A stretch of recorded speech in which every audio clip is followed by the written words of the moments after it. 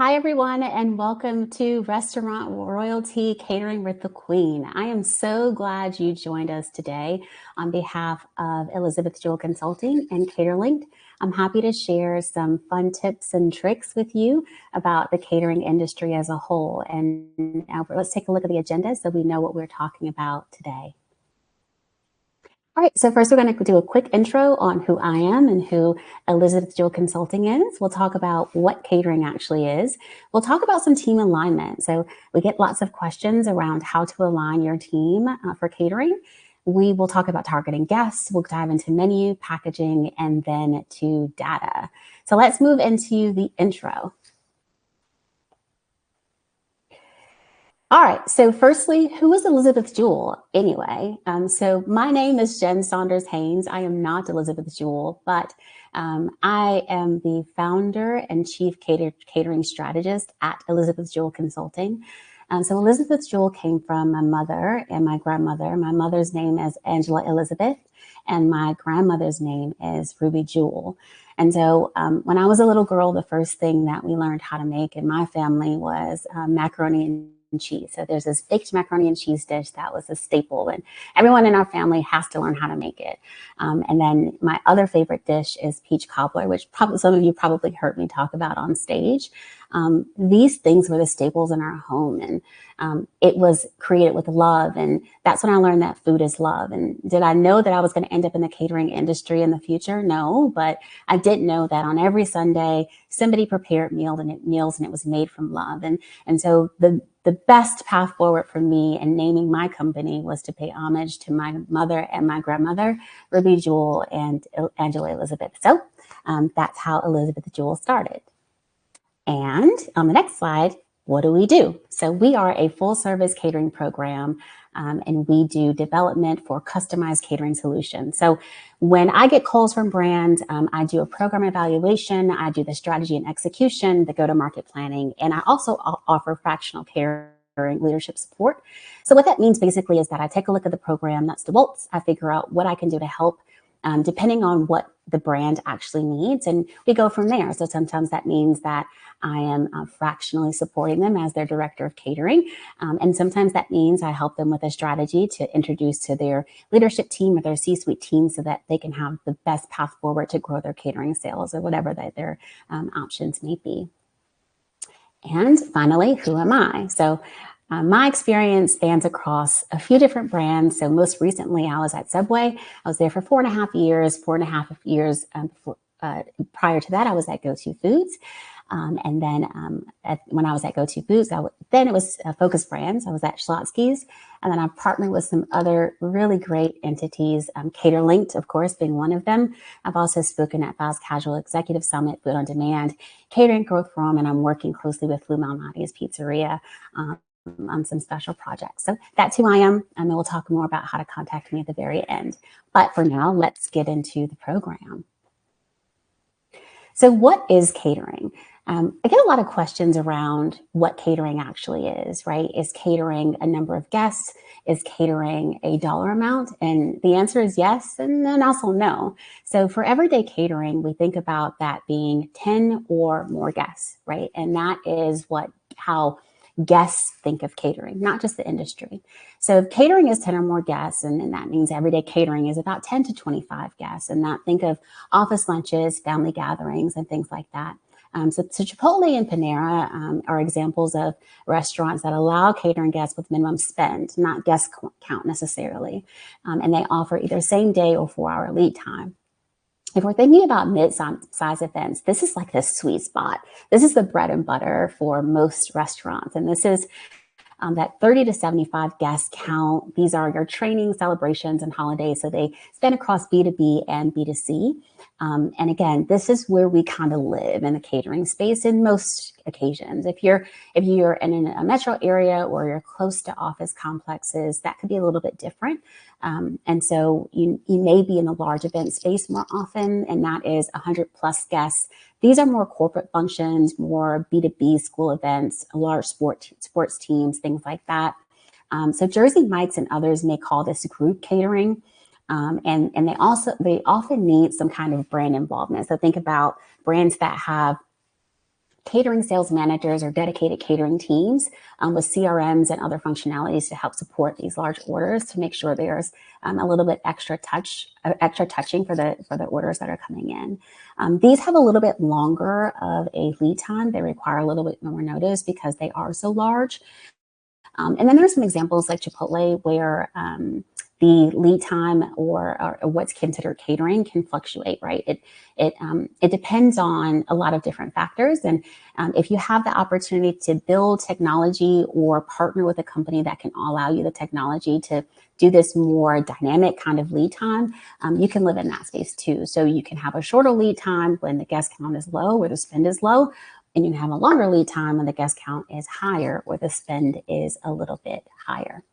So on the next slide here, we'll talk a little bit about how guests define catering orders further. So backing up a step and thinking about how the industry defines catering, right? We call it catering. We call it all these fancy things, but the reality is when a guest wants to order food, they need it fast, so they want speedy service. They want to order it easily, so they want intuitive ordering tech, and they want a value in a lot of cases. And this is why things like on the EasyCater platform, you'll see the PPP or for preferred partner or 5 times rewards, and guests looking for things like that. And that plays into that order, that value category. And so when we think about the definitions again as an industry, we think about the word catering, but on the guest side, they want these 3 things. And we can call it catering, or as we talked about on the previous slide, we can call it group ordering. We can call it lots of different things, but they want food, they want it on time, and they want it to be delivered to them in a lot of cases, or be ready to pick up when they arrive at the location. So these things are more important than the word catering and what we call it. The reason that we call it catering, of course, is because we want to make sure we're measuring our sales. We understand what year-over-year looks like. We want to understand how to dedicate resources. So all of those things are important internally, but in a guest-facing setting, we want to make sure that we're using technology that is not industry heavy and that relates or appeals more to the guest. And on the next slide, we're going to talk about catering alignment. So this is also a big one here because I get a lot of questions about, is catering marketing, or is it operations, or is it tech, or is it both? And how should I align my teams and what should I do? So is catering marketing? Yes. Is catering operations? Also yes. Is catering one or the other? No. So, in this diagram, we'll see all of the overlap. And so all of these things go into a catering kind of business function. And I say business function because catering really is a business within your business, right? And so when we think about catering often doesn't have a C-suite running it. It doesn't have a chief catering officer necessarily, although it could. But it is a business within a business. And so what that means is if we think about rolling out a menu item, or if we think about developing a strategy, we have to think about the operations and who's creating the learning and development, who's creating the training content, who's doing the customer service checking, the quality of the product. So that's usually the operations team, right? And the operations team has to do all those things with the support of catering, because a lot of times a catering function does not necessarily sit on the operations team. And then on the marketing side, there are promotions and email segmentations, and there's guest acquisition and strategy and marketing around catering specifically. And again, in the marketing function, a lot of times there isn't a catering person that sits on the marketing function, unless, of course, your catering team reports into marketing. And even still, there should be a subject matter expert specifically for catering or off-prem that can talk about these ideas as the larger message for the brand. So when you're creating a brand marketing calendar, we'll think about creating all of the things needed for that specific window or period to launch a successful campaign for the brand. When we think about catering marketing, we want to think about layering catering in a way that speaks to the greater marketing strategy for the brand. So it's not independent, it's part of the overall strategy. And so what I like to also say is tag all media, right? So everything that is produced that goes inside the 4 walls or that is in POP or bounce back or flyers should always say have a catering message. And so what that does is it weaves catering into the overall message and strategy of the brand. So it's not a standalone thing. It's part of the brand culture and it's part of the brand identity. That's true for marketing, but that's also true for ops. So if you think about catering in an ops standpoint, the best way to get involvement and buy-in is to make sure that your catering messaging is part of your training. It's part of your learning. When you are onboarding franchisees and franchisees are buying new restaurants or you're onboarding your staff, is there a catering section in the playbook or in the learning guide that people should be learning when they're opening a new location? When an employee starts, they know how to put together a catering order. Is that part of your training? And if it's not, that's when that overlap happens, right? So yes, catering is a business within a business, but it's so important that it's interwoven and incorporated into all the other segments of the business. So is catering marketing? Yes. Is catering operations? Yes. Is catering either one of them exclusively? No. So as you're thinking about catering, make sure you're thinking about all the things that go into it. And don't leave supply chain for packaging and all of that and out. All right, next slide.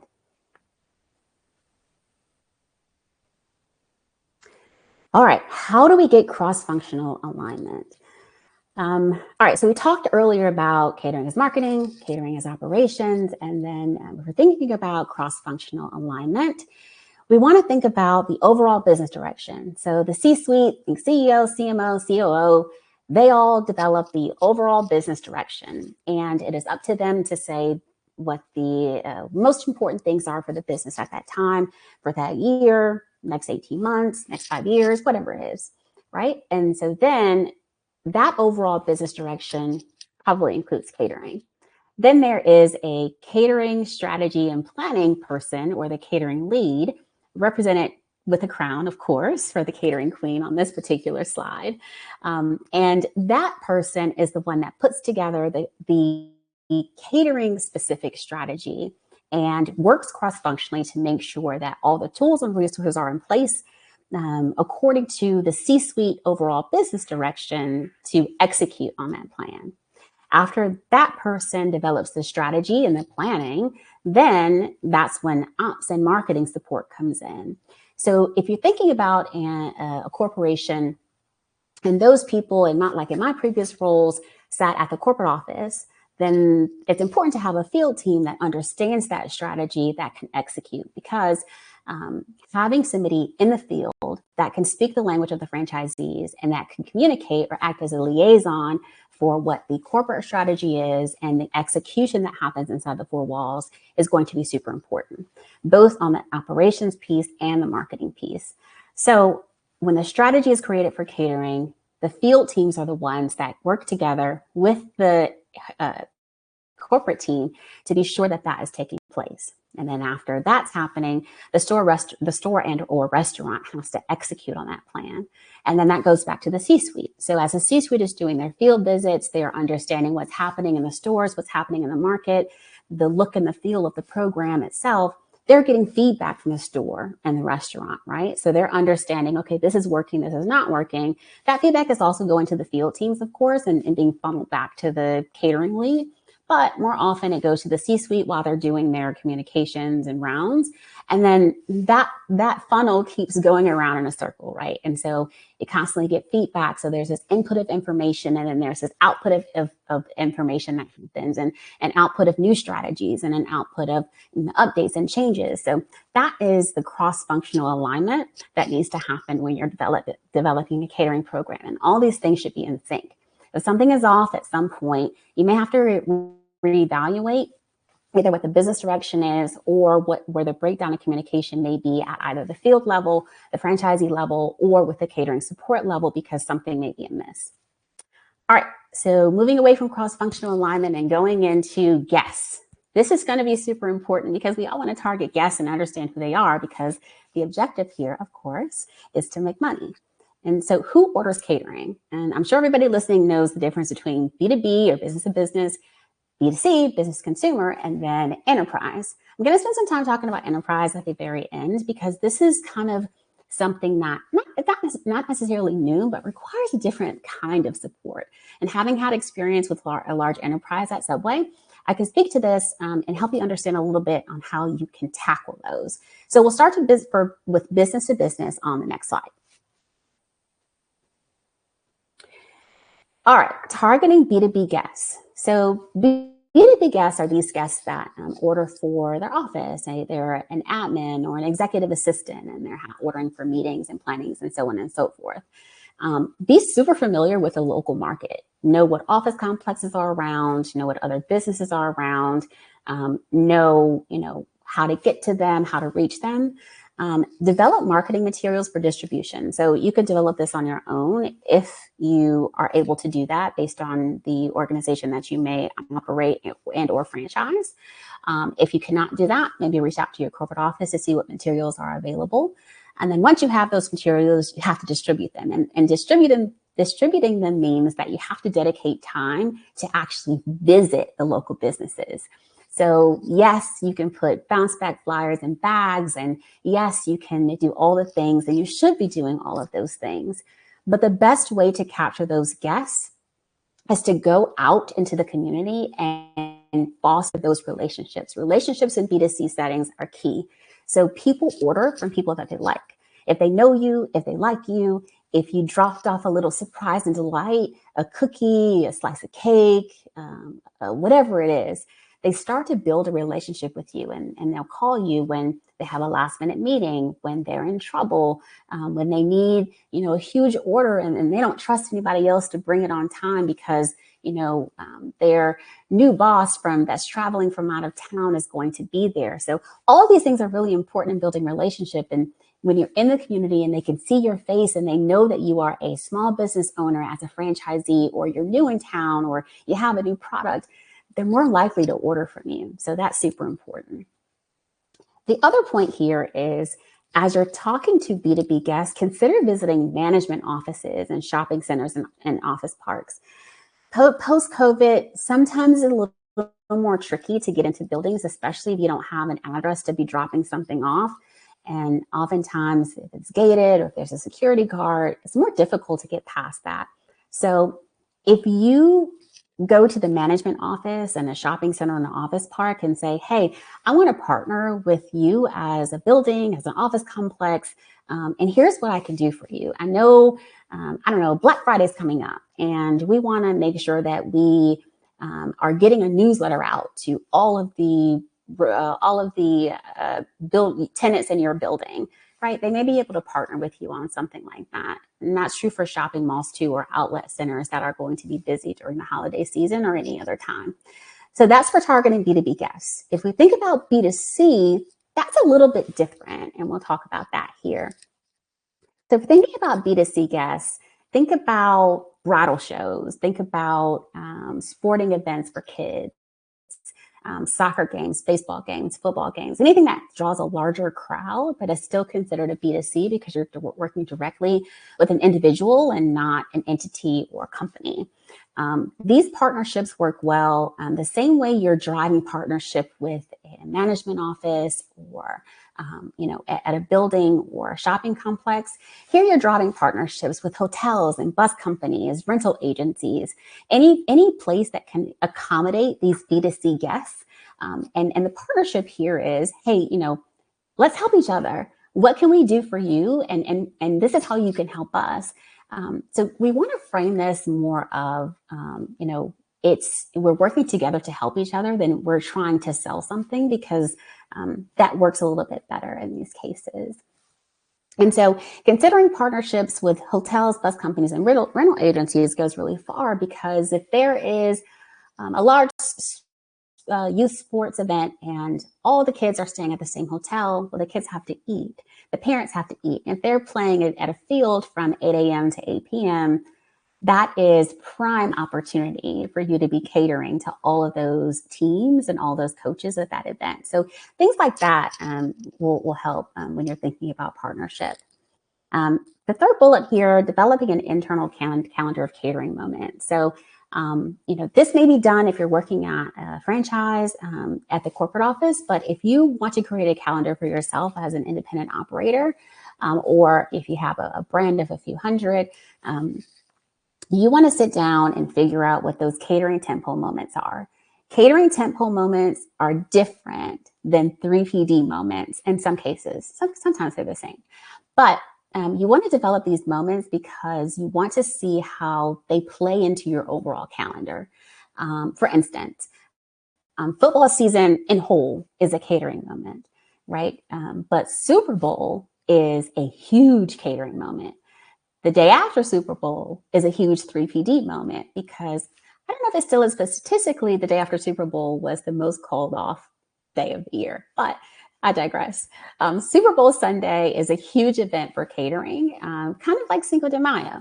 So you want to sit down and figure out, yes, there is seasonality, but there are also huge opportunities to market through the season leading up to that tentpole holiday for catering. So things like Super Bowl, March Madness, up to the big game, graduation season, of course, and then Friendsgiving, it got really popular, especially with smaller gatherings, again, during COVID, post-COVID. Friendsgiving is usually celebrated the week after Thanksgiving, and that's a time for friends to come together, and a lot of times it's potluck. So if you're thinking about how to approach that holiday and what messaging to use, the Friendsgiving messaging is really popular. And then on the last bullet here, catering marketing materials and in-restaurant and digital orders. This one is really fun for me because you can kind of play with the creative and the POP a little bit based on, what's popular in your market. So you can include some bounce back coupons and flyers in these orders, specifically orders that come in that are not traditional quote unquote catering orders, but are large orders that right, based on industry terms, that these are catering orders. And perhaps you have an awareness issue. Perhaps that person that's placing that order just doesn't know that you cater. So this is a good opportunity to showcase your catering product to them. If somebody's in your store and they come in and they're like, oh my gosh, I'm having a birthday party and I want to order, 50 individual salads. And that's your opportunity to say, this sounds like a large party. Maybe we can do group salads, or maybe we can do a catering offering, and maybe we can deliver it to you so you don't have to run back and forth and pick this stuff up. So having those conversations, again, helps build a relationship like you do for B2B, but also gives you some credibility in the space and lets you get some awareness. So lastly, we're going to talk about enterprise. And enterprise is really special to my heart because I've really got to enjoy this space with my catering sales team during my time at Subway. And this is, if you're working for a company that has locations across the US, across the state, if you're regional, anything like that, enterprise accounts you would target companies that have multiple locations and they're looking to do simplified ordering. So they want to order directly with a person. And they want direct billing, or they want a PO, a net 15, net 30, whatever it is. But they want to work with you. They don't want to place orders online necessarily. They want to place orders with you. They want to build a relationship, and they want to pay you directly. And they want to make sure that your restaurants are getting the money and that their people are not having to make calls and place orders and do all these things. They want you to handle it, and they want more of a white glove service. These are a little bit more complicated to get. They take a little bit more time. They need a dedicated person on your team to handle these kind of orders. And they need a lot of patience. So speaking from experience, the largest order I've gotten in my time was significant. It was close to $1 million. But it took me about 18 months to close that deal. It was a long time, but it was so worth it. So I say that to say, be patient, understand the opportunity, and then really focus on what it takes to close that deal.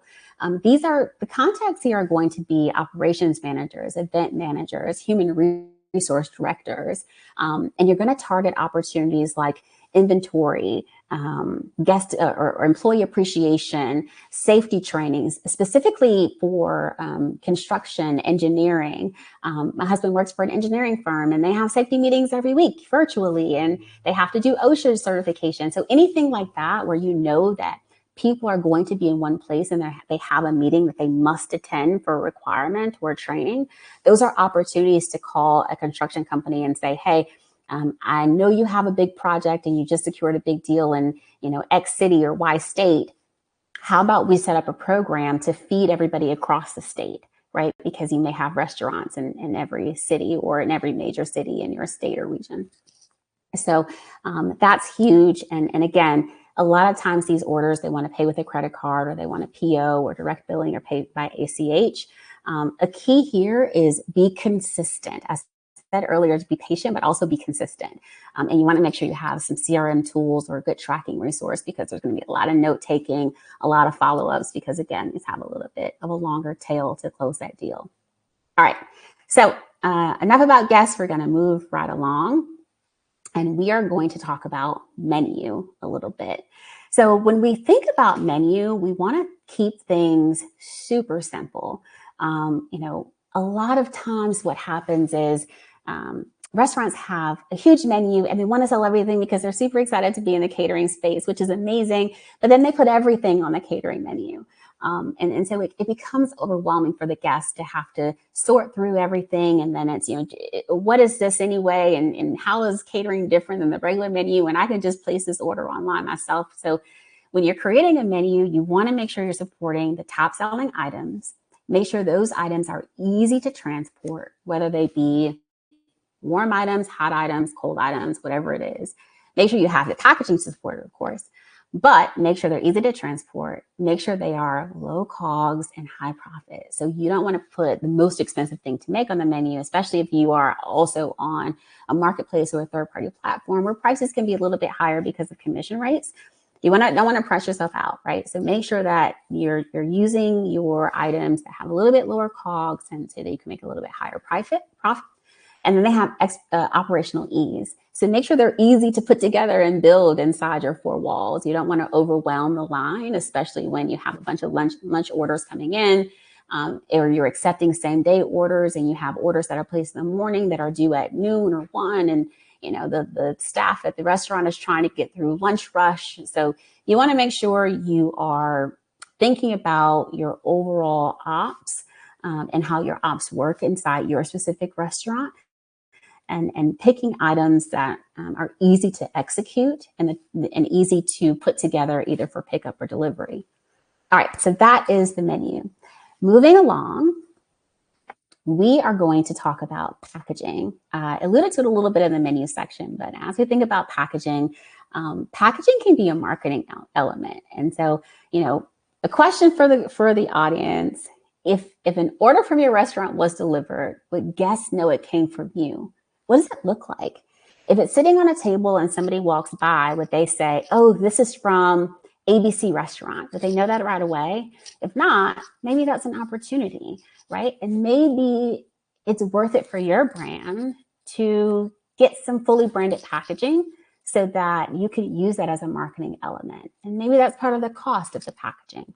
Whatever works for you, you have to decide where the benefit is and kind of what's most valuable. So I have some examples here of some beautiful packaging from Panera, Subway, and Jersey Mike's. Of course, I'm partial to the Subway packaging, but all of it is beautiful for sure. So you can see in every picture that catering is on the boxes. The brand is on the boxes. It feels fresh. It feels clean. And these are important. So packaging can not just tell your brand story, but they can also communicate the quality of your product, right? And so if you have beautiful packaging, sleek lines that comes in its own bag, and everything is crisp and tidy and packaged well, that communicates the quality of your product and the quality of your brand. And so when people see it come through the door, somebody's going to say, "Ooh, I like that cake. I like that bag. Where'd that come from? Oh my gosh, that's ABC Catering. That's amazing. I've never had that food," or "I didn't know they catered," right? Even if they're not in the meeting or they're not going to the event.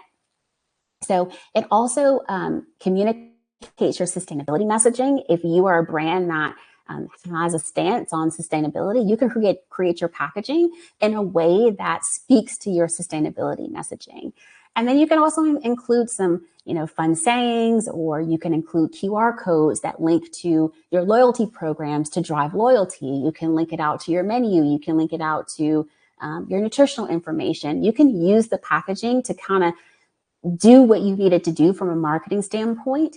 in a way that makes sense for your brand. So you can have beautiful packaging that tells your story, that showcases the food beautifully, that travels well, but also is multifunctional in a way that it drives loyalty or it drives menu views or increases conversion. Whatever that is and whatever is important for you, I would encourage you to explore using packaging to support that. All right, moving right along, data.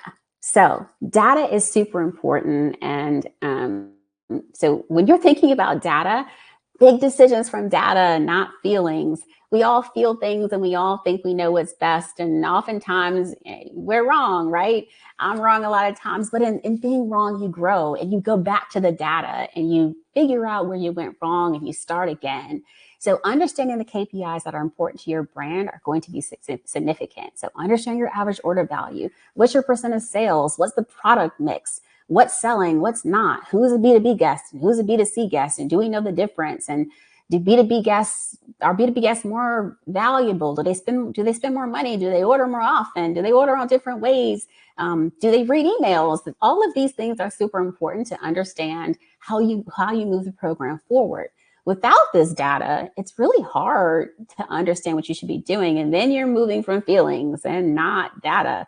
But if you have the data in front of you, and you're going to your C-suite and you're trying to get buy-in and you're presenting them with actual data and you're saying, I know that when we do this kind of email on this day, the open rate is this and the click-through rate is this, and we can attribute these sales to this email offer, and I know it works, so I need money for this campaign. That's much easier than saying,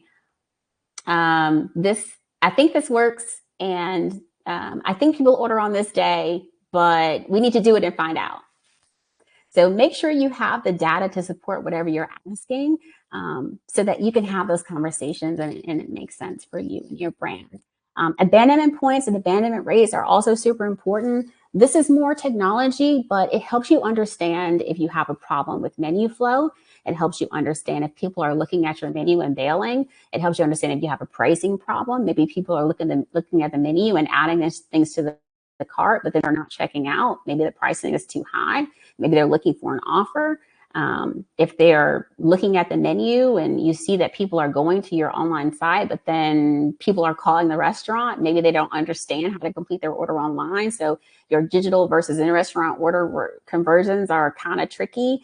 And then your guest retention. So, here you can see, are guests ordering from you once and then never coming back? And if they're never coming back, but they don't give any feedback, maybe there actually is a problem and they're just not bothering to leave feedback. They just don't come back and they're going to a competitor.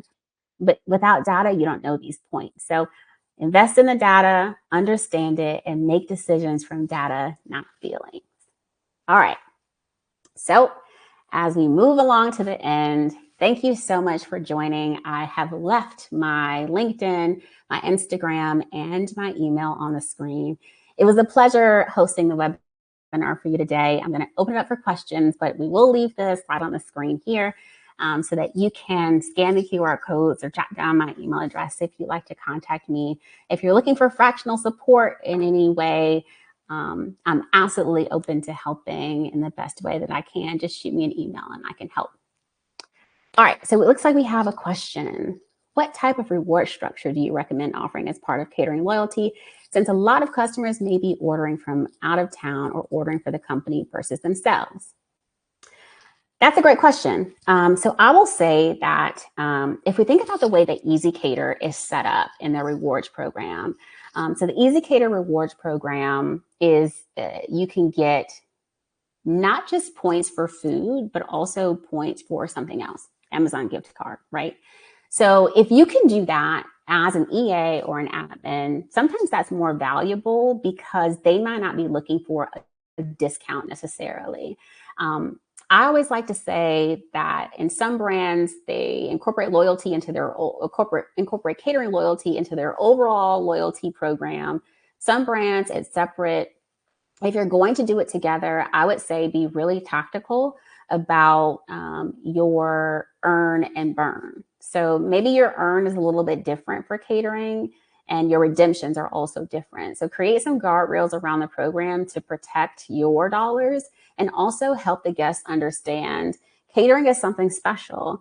And we want to make sure we award you or reward you, right, in a way that makes sense. But it's a little bit different than our regular program. Of course, there are some brands that treat it exactly the same and they just max out the number of redemptions you can use. But as you're thinking about loyalty, I would think about the data for your guests and see what they actually want, because it's going to be different depending on what kind of restaurant brand you have. All right, let's see. What are the best CRM tools that have dynamic lead times?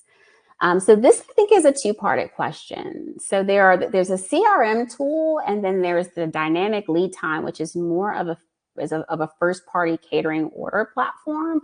Those are a little bit different. So I mentioned Chipotle and their dynamic lead time. So that is a tool that they built for their brand.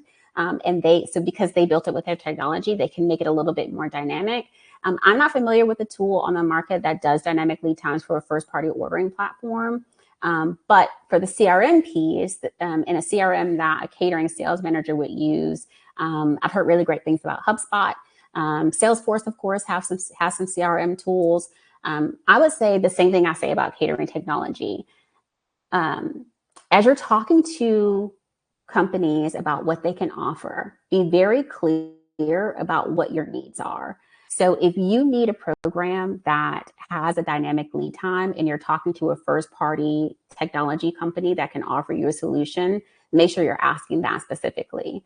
If you're talking to CRM companies and you want the ability to sync the CRM tool with Outlook or whatever your email platform is, and email directly from there and do set a sequence of, if somebody doesn't open the email, I want to be able to email them this amount of time, or after an order is executed, I want to make sure it automatically sends the thank you message from my CRM so that it needs to be integrated with your POS. Whatever that is, make sure you're asking those questions, because again, those needs are going to be different for every single restaurant.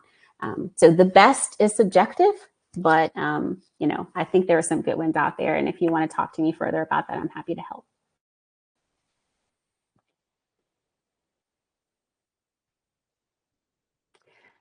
The best CRM tool for client follow-ups. Yeah, I think HubSpot is a good tool to invest into or look into. At what point in our growth should we consider a dedicated catering lead or team? Oh, that's a good one. So I'll answer this two ways. If you are an enterprise and you have established a menu, you have a strategy, you have a structure, you should be thinking about catering, absolutely, right?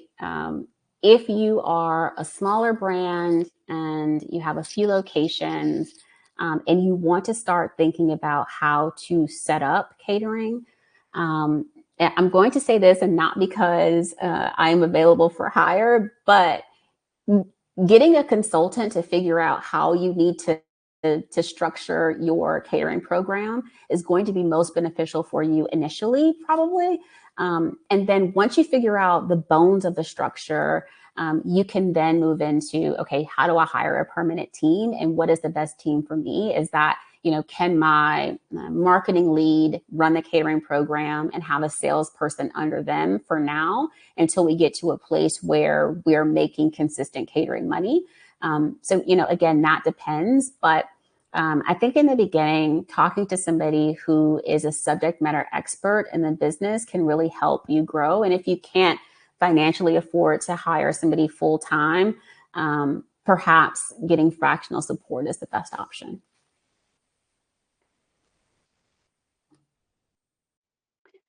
All right, how do you recommend we foster cross-functional alignment between marketing, ops, and leadership? That's a good one too. So early in the presentation, we talked about data, right, and not feelings. So that's good. That's a good starting point. Sizing the prize is actually a good starting point. So sitting down with the analytics team and understanding what realistic catering growth could look like. and then presenting that in a way that makes sense for the leadership team and the ops team and marketing, and really being very clear about what your ask is, right? If you are asking the marketing team for X support and the operations team for Y support, be very clear about that ask. Also set KPIs and really how you're going to measure success. So as you're having these conversations, keep everybody in the loop, be super clear about what everyone is doing and what the expectations are, and check in often so that you know how everything is moving, and be ready to shift if things don't go the way you expect them to go.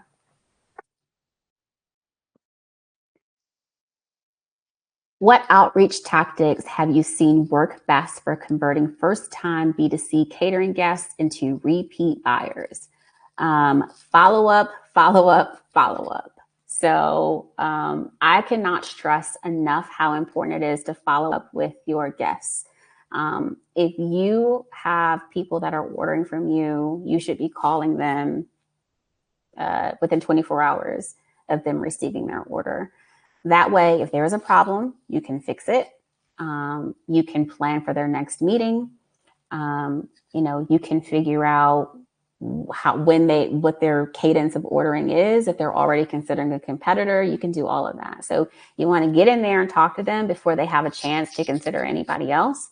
And a lot of times, as I mentioned earlier, if there is a problem or an issue, you may not ever hear about it. And if you don't call them, you'll never know. If you call them, they'll give you more grace. And then again, you foster that relationship. And people are a little bit more forgiving when you offer a genuine apology when you've done something wrong, because we all make mistakes.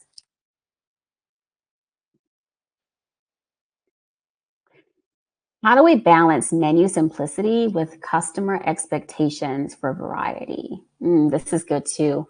So there are some brands that have really complex menus because of what they offer and the variety that they offer. Think, taco bar or anything like that. So you have to be careful. If I think about Chipotle and the way that they place orders, you can pick a certain amount of proteins and a certain amount of sides.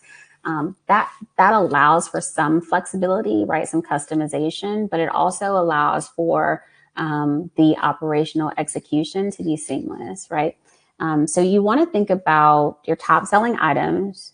You want to think about limiting the number of customizations that can be made, and also think about how those changes impact the in-restaurant team. And again, here, check in often. If things are not working, if things don't make sense for the teams, you got to shift. And then, there's some flexibility with, if there is a highly customized order, if there are, sensitivities or allergens or anything like that, and somebody needs to place a very specific order, they should be able to do that, and they should be able to figure out how they need to do that without having to dig through your menu. So, if there's a call out, hey, if you're not saying what you need, let us know, email us, call us, text, message, AI, whatever it is, that's an option too.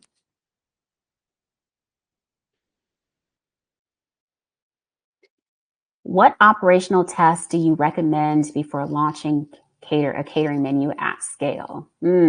Okay, so little experience with this. So when I've done tests in my past, specifically on launching a catering menu at scale, we figured out what was going to go on the menu, figured out the packaging. And then once we got the packaging, we did a pretty significant test in market. And that test included operations. It wasn't a marketing test necessarily because we were looking for operational execution and ease. And so we put the packaging in the market and we sent orders. And then we waited for it to break. And we tried to do things to see if it would break. And then we got feedback from franchisees. We got feedback from the store operators and the employees, the store staff, to make sure that they could put the boxes together, to make sure the material was sturdy enough. So, and after we did that, then we went back to the drawing board, and then we worked with the marketing team to figure out how we could trim down some of the marketing, because that did come back in the feedback, although we weren't looking for that. So I think that's important when you're launching a catering menu at scale. You want to make sure that the not only the food holds up, but the packaging is holding up. And then you want to look at things like, is the delivery time right? Can we push the delivery time down a little bit? Can we go from 6 hours to 4 hours or 4 hours to 2 hours? And when we do that, what happens? Do things to try to make it break before you do a national launch. Because once you get to national launch, it's easier to add things than it is to take it away.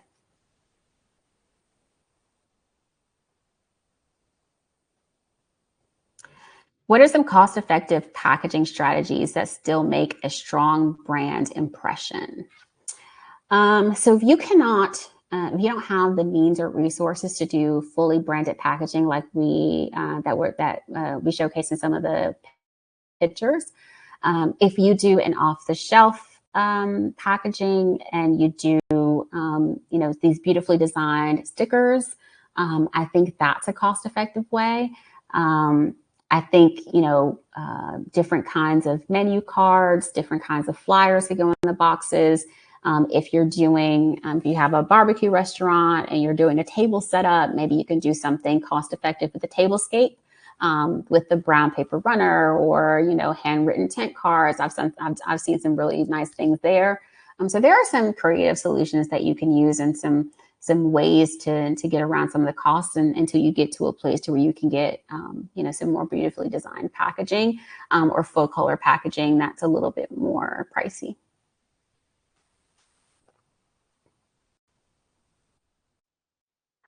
Key moments in the year where catering demand spike. I think we answered that a little bit more earlier, but yeah, so key moments are going to be, things like Super Bowl and Cinco de Mayo, graduation season, picnic season, holiday season, of course, March Madness, any big sporting events, things like that. And in terms of how far in advance you should prepare, you should have a marketing calendar prepared with at least high level moments every year. So you should have the year planned out the year prior.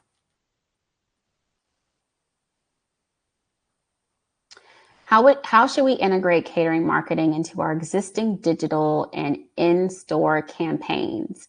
Tag all media. So catering should be part of every message that you send. Even if it's a little like catering something on the bottom that says we cater, QR code, cater, call us, whatever, it should be on your flyers, your banners, whatever you're already making. If you don't have the resources to do separate POP or marketing materials for catering, just put catering on whatever you're already making to help with the spend, right? And so catering should be part of your brand DNA. It should not be this separate thing over there that nobody understands. Make sure that it's part of who you are. And so that way, if it's part of who you are, it becomes familiar with your store operators, your guests, your communities. Like it should be, oh yeah, I have a party. I can go get whatever barbecue or whatever taco or whatever pizza down the street because I know that they can cater because I've seen it everywhere. Every time I go in there, it's on the menu or it's on the table 10 or whatever it is. How can we use packaging and deliveries as active marketing channels? Oh, we talked about this too. So fully branded packaging is the best way. Like if you have fully branded packaging, or if you don't do fully branded packaging and you can just afford to do like a bag to carry it all in, even if the actual packaging is not branded yet. If you put it in a bag and the bag is branded, as you're walking from the car through the office building into the meeting, people are seeing that bag with your brand walk through the hallways. So that is marketing itself. And so I would say consider all of those things. How often should we review catering specific data and who should be involved in those reviews? You should be reviewing catering specific data by week. So you should understand your weekly sales, right? And how they're impacted year over year, especially if you're running promos. You want to understand how the promos are impacted, how they impacted sales this year versus last year or the year prior, or whatever you're looking at, how sales and trends shift based on seasonality. So if you are looking at by period based on seasonality year over year, You want to make sure you look at that. And who should be involved in those meetings? There should be a share out of information quarterly, at least with your C-suite, right? So it should be, these are the things that we did for the quarter.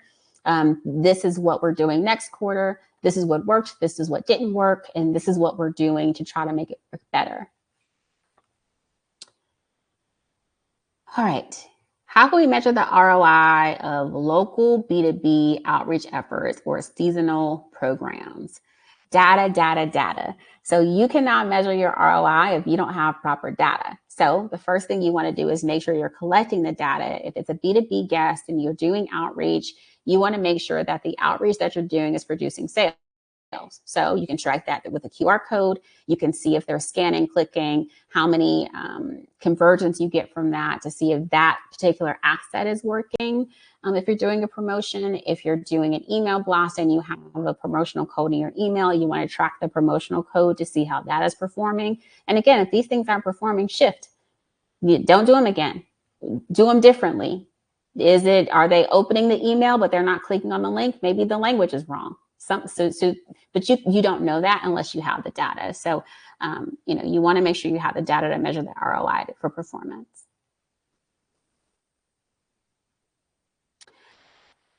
What's a common mistake brands make when launching catering, and how can we avoid it?